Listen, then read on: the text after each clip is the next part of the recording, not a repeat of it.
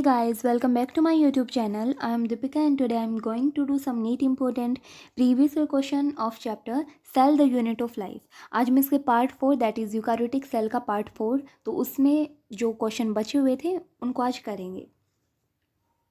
So let's begin and here is the first question that is which of the following are not membrane bound. इनमें से कौन सी membrane bound नहीं होती है?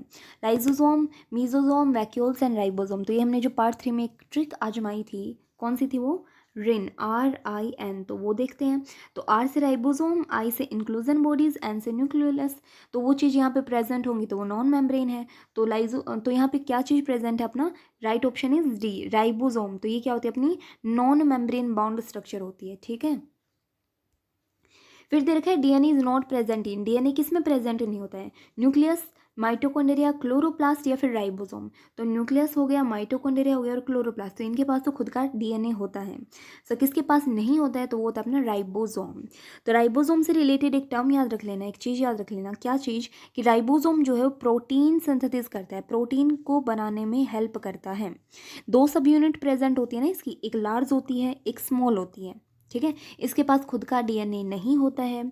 ये कंप्राइजेज ये क्या रखता है? कुछ आरएनए और प्रोटीन के मॉलिक्यूल्स. ठीक है. आरआरएनए बोल सकते हैं उसको. फिर कह रहा है कि nuclear envelope is a derivative of. Nuclear envelope किसका डेरिवेटिव है? माइक्रोट्यूब्यूल्स का, RER का, SCR का या फिर मेम्ब्रेन ऑफ गोल्गी कॉम्प्लेक्स का. सो राइट ऑप्शन इज बी. देखो क्या कह रहा है कि जो रिसेंट डेवलपमेंट है ना उन्होंने ये बताया कि जो न्यूक्लियर मेम्ब्रेन जो है वो अपनी वो डिराइव हुई है कहाँ से? RER means rough endoplasmic reticulum के दौरान. ठीक है. तो ये चीज़ याद रख लेना इसमें. फिर कह रहा है the structures that are formed by stacking of organized flatten membranous sacs in the chloroplast are. तो क्लोरोप्लास्ट एक टाइप की वेसिकल होती है. ठीक है. उसके पास भी अपनी दो मेम्ब्रेन होती है ना, डबल मेम्ब्रेन बाउंड. तो ये एक टाइप की वेसिकल्स होती है, डबल मेम्ब्रेन बाउंड होता है और इसके अंदर का जो मटेरियल होता है उसको क्या बोलेंगे हम? स्ट्रोमा बोलते हैं. ठीक है. तो इसमें क्या होता है अपने कुछ फ्लैट टाइप की एक ऐसे ऐसे स्ट्रक्चर प्रेजेंट होती है, फ्लैट फ्लैट. ठीक है.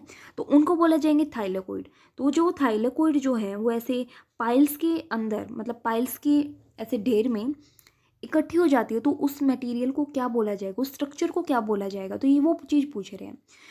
तो जब इनका एक पाइल या स्टैक जो है वो हमें फॉर्म हुआ दिखता है तो उस स्ट्रक्चर को क्या बोला जाएगा? तो उसको बोला जाता है ग्रेना. ठीक है. So right option is D, grana बोलेंगे उसको. Next question is select the correct matching in the following pairs. Correct match करना है हमें. RER that is rough endoplasmic reticulum. तो वो सिंथेसिस ऑफ ग्लाइकोजन करता है क्या? तो RER इसके पास क्या होता है? राइबोसोम. और राइबोसोम का काम क्या होता है? प्रोटीन की सिंथेसिस करना. तो ये अपना गलत हो जाएगा. फिर देखा है RER oxidation of fatty acid. तो ये भी नहीं होगा. SCR ऑक्सीडेशन ऑफ फोस्फोलिपिड और या फिर स्मूथ यार synthesis of lipid. So right option is D. ये अपने लिपिड में हेल्प करते हैं. कौन चीज़? स्मूथ ER, स्मूथ एंडोप्लाज्मिक रेटिकुलम. ठीक है.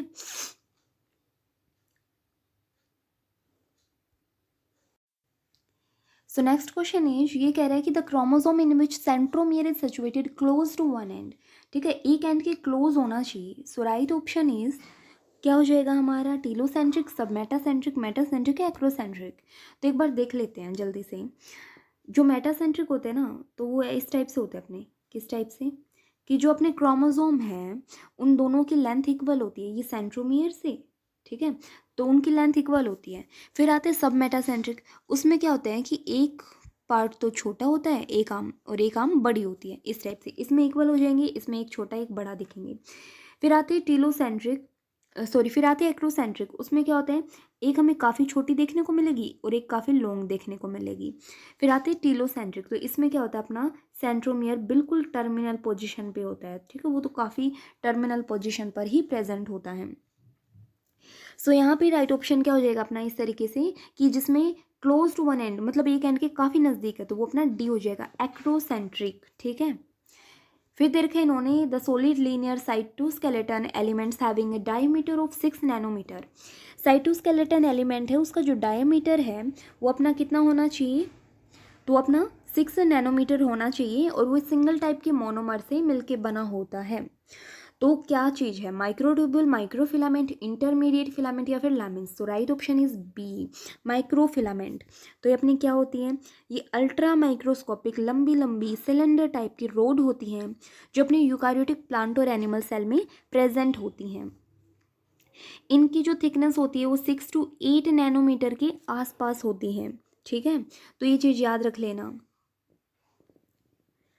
उसके बाद बात करते हैं हम नेक्स्ट क्वेश्चन की। ये कह रहे हैं कि the osmotic expansion of a cell kept in water is chiefly regulated by. तो जो ऑस्मोटिक एक्सपेंशन है उसमें सबसे ज़्यादा जो हेल्प करता है वो कौन करता है? So right option is B, vacuoles. तो वैक्यूल्स जो होते हैं, जो अपने प्रेजेंट होते हैं साइटोप्लाज्म में, जिनको हम एक नॉन साइटोप्लाज्मिक एरिया भी बोल देते हैं, तो इनकी जो बाहर की कवरिंग होती है वो कौन सी होती है? Layer tonoplast. तो उस टोनोप्लास्ट से ये बाहर के एनवायरनमेंट से क्या है, सेपरेट है। ठीक है, तो ये क्या करते हैं, इनका मेन काम जो होता है ना वो ये होता है ऑस्मोटिक एक्सपेंशन में हेल्प करता है सेल के लिए। ठीक है, ये चीज़ याद रख लेना। Next question is match the following and select the correct answer. Okay, तो ये सेलेक्ट आंसर करना है हमें, करेक्ट कौन सा है देखते हैं। सेंट्रियोल, तो सेंट्रियोल जो होते हैं, तो सेंट्रियोल कहाँ प्रेजेंट होते हैं, क्या होता है सेंट्रियोल में? सो सेंट्रियोल एक टाइप की बेसल बॉडी होती है सीलिया फ्लैजेला की। फिर बात करते हैं क्लोरोफिल, तो क्लोरोफिल में क्या होता है अपना, उसके अंदर अपने थाइलेकोइड्स प्रेजेंट होते हैं। फिर बात करते हैं क्रिस्टे, तो क्रिस्टे क्या होती है अपनी, इनफोल्डिंग होती है माइटोकॉन्ड्रिया की।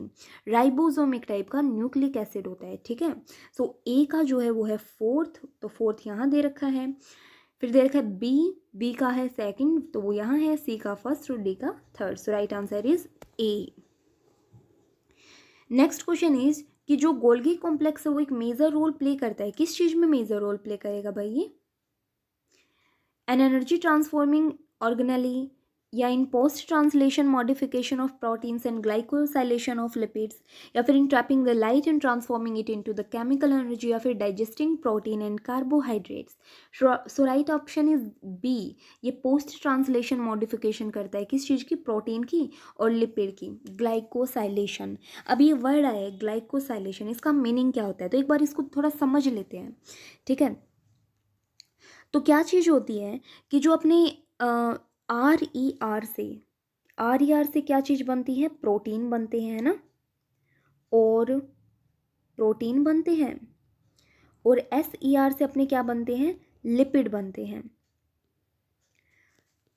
तो जो प्रोटीन बना है और जो ये लिपिड बना है, तो ये अपने गोल्गी एपेरेटस की सिस्टर्नी साइट पर पहुंच जाते हैं और वहाँ पे ये कंबाइन होते हैं कार्बोहाइड्रेट के साथ। तो प्रोटीन कार्बोहाइड्रेट के साथ कंबाइन होके क्या बना लेगा? ग्लाइकोप्रोटीन बना लेगा। क्या बना लेगा? ग्लाइकोप्रोटीन बना लेगा। और लिपिड क्या बना लेगा? ग्लाइकोलिपिड बना लेगा, कार्बोहाइड्रेट के साथ अटैच होके। इसी प्रोसेस को ग्लाइकोसाइलेशन बोला जाता है। ठीक है, और ग्लाइकोसाइलेशन कौन करता है? अपना गोल्गी कॉम्प्लेक्स करता है। तो यहाँ ये इसका इंपॉर्टेंट रोल हो जाएगा। तो अभी अच्छे से समझ आ गया होगा। तो आज इसके सारे पार्ट कंप्लीट हो चुके हैं।